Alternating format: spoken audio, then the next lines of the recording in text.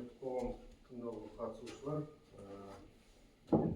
таныстар, сол әкімі Қарбосов Қазақстан Республикасының экологиялық заңнамасына сәйкес жолдар әкімі тұрғын үй коммуналдық шаруашылық жолаушылар көлігі және автомобиль жолдары бөлімінің коммуналдық мемлекеттік мекемесінің қатты тұрмыстық қалдықтар полигонына әсер етуге экологиялық рұқсат алуға арналған құжаттардың материалдары бойынша астық жиналыс түрінде қоғамдық тыңдаулар өткізілді. Енді бұл тыңдауды таныстыру жобасын әзірлеуші Казэкомпромстрой ЖШ-сі, жобаның тапсырыс берушісі Шолдар әкімдігінің ЖКХ бөлімі екен. Енді бұл жерде неге байланысты хаттама жасаушы хатшы тағайындалды екен. Соны ұсынамыз. Хатшы ретінде Амзекул Алмаз Момынханұлын ұсынсам, қолдайсыздар ма? Қолдағандар қолдарыңызды көтерсеңіздер, қарсы қалыс жоқ. Қоғамдық хатшы ретінде Амзекул Алмаз Момынханұлының кандидатурасы бекітілді. Енді регламент бойынша баяндамашыға 15 минут уақыт беріп, енді ары қарай сұрақ-жауапқа көшіп, сұрақтарыңыз болса, баяндамашы сөз береді.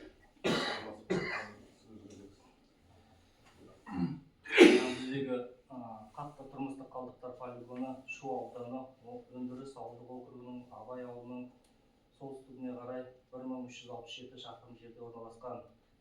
Абай ауылының халық саны 465 адам деп берілген. Бізде білесіздер 31 желтоқсанда рұқсаты бітіледі, экологиялық рұқсаты. Соны біз создыру үшін жобалар әзірледік, 10 жылға созып береміз рұқсатын. Егер рұқсат алынбаса, онда полигон жабылады, ертең мусор тастай алмайсыздар.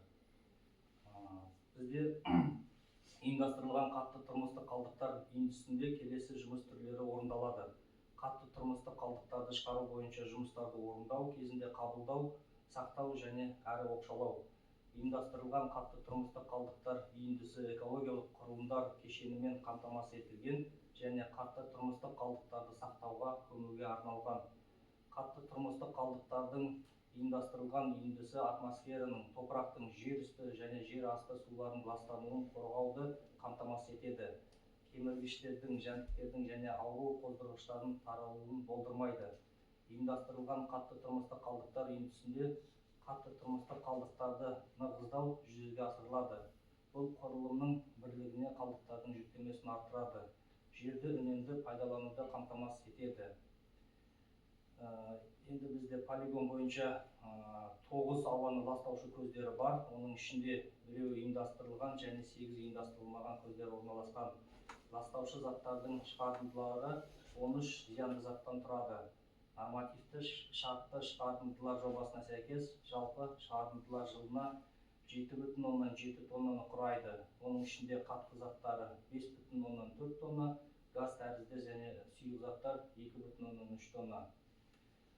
2026 жылға бізде 7,7 тонна ауаны ластаушы заттар қарастырылған. 2027 жылы 7,9 тонна, 2028 жылы 8 тонна, 2029 жылы 8,2 тонна, 2032 жылы 8,4 тонна, 2031 жылы 8,6 тонна, 2032 жылы 8,7 тонна, 2033 жылы 8,9 тонна, 2034 жылы 9,1 тоннаны құрайды.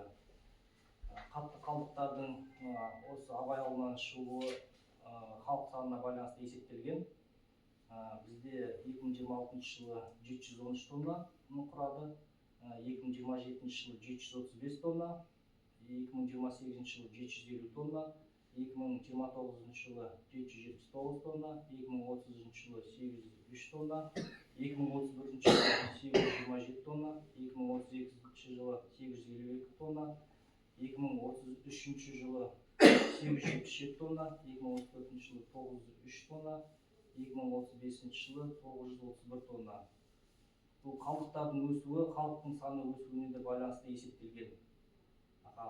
Назарларыңызға рахмет. Сұрақтарыңыз болса жауап береміз. Сұрақтарыңыз болса полигон бойынша. Жаңа сіз айтып көлемі қалай есептелді? Халықтың санына байланысты есептеледі ғой. Қанша қалай 1465 адам есептеледі. айтатын нәрсе қояққа шашылып адам келіп айтады қоқыс үшін. Сол барып сырғызып бәрін сүру жұмыстары ол не жігіт айналысады ғой сіздер. Аха олар техника бөлек. Өртеуге болмайды полигон. Экология кодекс бойынша егер өрт болса сіздерге әкімшілікке келіп штраф салып кетеді. Аха департамент. Сол үшін өртеуге болмайды. Только бульдозермен әкеліп тегістеп, аха қымтап, соны нетеді. Жұмыстар жүргізіледі. Аха. И қоршау жұмыстары болу керек. Қоршалу керек полигон. Басқа сұрақтарыңыз қандай сұрақтарыңыз бар? Ал полидағы шашылып жатқандар үшін Ол енді оны әкімшілік етеді. Оны негізі халықтың өзі шашып кетеді ғой. соны айтқан полиға қарсы масқа неше Жаңа дейді айтылды ғой, не субботниктер жасалу керек, қайтып пакет орнына. Жаңа Мысалы, несінде Сарысу ауданы бойынша неттік, ол жақта енді әкімшілік ол күрес жүргізіп жатыр да, олар тура полигон түрінде камера қойып тастаған. Сол көреді да, кім әкеліп тастады, сол үйге барып, милициямен барып штраф салып кетеді, полициямен барып штраф салып кетеді. Келесі жыл шашып, төкпеп кетпейтіндей. Бәрі көбінде халықтың өзі жеткізбей, жан-жақ қалақтап тастайды. полиға сөгіп тастайды, неше түрлі Сосын желмен ол бәрі шашып тастайды. жылдар оған шара қолданамыз деп еді, бәрі тазалады ғой, тағы да сөйтіп айтты ғой, оны жергілікті әкімшілік. Ол мақалын айтамыз ғой. ұсыныстарды айтамыз. Басқа қандай сұрақтар? Экологиялық нені Рұқсат алу. бойынша енді. Сізге өйткені биыл жылдың аяғы бітеді ғой. Сосын сіздер бұл жаққа тастай алмайсыздар. Егер тастайтын болсаңыз, өртеу болмайды полигон. Өртеу болмайды. Сұрақтар жоқ болса, жоқ ол жауап беріңіз. Мен алып барамын. Жалпы түсінген шығарсыздар деп ойлап отырмын. Жаңағы эмиссия алу ғой бұл. Рұқсат алу 8 жылға аламыз деп отырмын. 10 жыл. 35-ке дейін аламыз деп мерзім біткеннен кейін мен сол кісіге бұлар заказчик ЖКХ бөлімі болғандықтан жергілікті осы ауылдық жерлерге келіп түсіндіру жұмыстарын жүргізу ғой. Онда қорытындылайық. 2026 жылға арналған қоршаған ортаға эмиссияларға экологиялық рұқсат алу бойынша жобалық құжаттамаға қатысты ашық жиналыс түрінде қоғамдық тыңдаулар өтті деп есептейміз. Қоғамдық тыңдаулардың нәтижелері бойынша хаттама жасап, бұл қоршаған орта мен табиғи ресурстардың жай-күйі жөніндегі ұлттық деректер базасы платформасында орналастырылатын болады. Назарларыңызға рахмет, келгендеріңізге рахмет. Қатысушылар қолдарыңызды камераларыңызды қойып. Не слайд.